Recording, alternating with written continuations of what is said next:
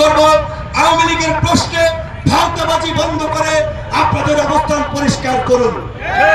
আওয়ামী লীগকে নিষিদ্ধ করতে হবে, গণহত্যাকারীদের বিচার করতে হবে এবং সেই বিষয়ে অগ্রগতি না হলে প্রয়োজনে আমরা সরকারের বিরুদ্ধে আমরা আন্দোলন করব।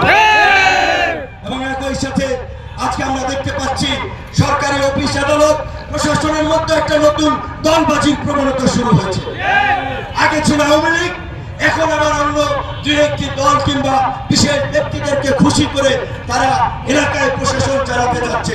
প্রশাসনের ভাইদেরকে একটা কথা বলতে চাই, সরকারি চাকরিতে আপনি ঢুকেছেন, রিটায়ার্ডের আগ পর্যন্ত আপনি চাকরি করবেন, আপনি দলবাজির ভূমিকায় না থেকে জনগণের কল্যাণে কাজ করুন, সকল স্টেক হোল্ডারদেরকে নিয়ে কাজ করুন, আপনাদের জন্য মঙ্গল হবে। দলবাজি করবেন, আপনাদের পরিণতি ওই হারুন বেনজিরদের মতো হবে।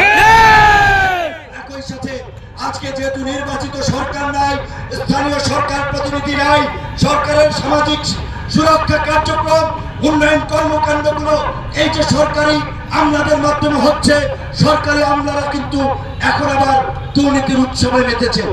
সমস্ত কার্যক্রম থেকে তারা কমিশন খাচ্ছে, তাদের পছন্দের ব্যক্তিদেরকে দিচ্ছে।